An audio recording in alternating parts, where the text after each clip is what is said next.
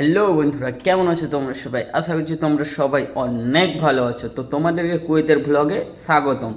তো বন্ধুরা, আজকে আমি তোমাদেরকে বলবো যে কুয়েতে হাউস ড্রাইভার, হাউস বয় কিংবা যে কোনো কাজে কি প্রবলেম হয় এবং কি কি প্রবলেম হয় না।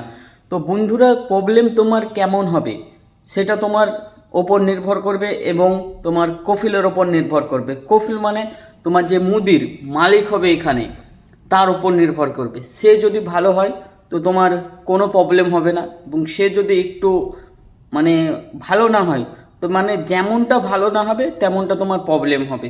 তো বন্ধুরা, তোমাদের হাউস বয় বলো, হাউস ড্রাইভার বলো, সব থেকে বেশি প্রবলেম কোনগুলো হয় জানো? হাউস ড্রাইভারের সব থেকে বেশি প্রবলেম হয় বাড়িতে ড্রাইভারও করতে হয়, সাথে অন্য কাজও করতে হয়।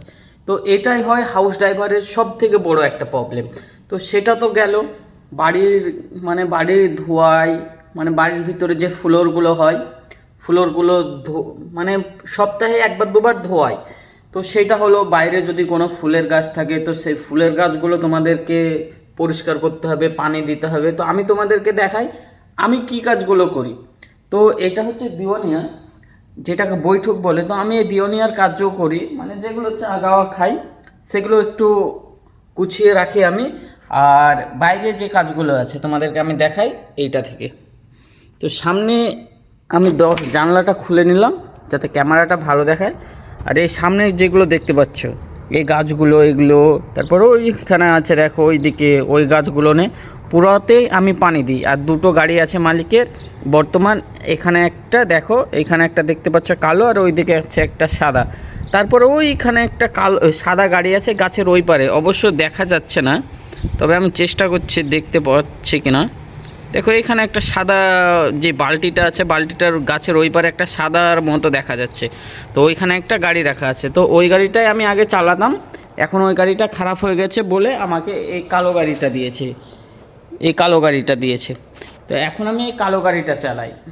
তো বন্ধুরা, কুয়েতের হাউস ড্রাইভারের এই প্রবলেমগুলোই হয়, তোমাকে গাড়ি তো চালাতে হয়, সাথে এতগুলো কাজও তোমাকে দেখতে হয়।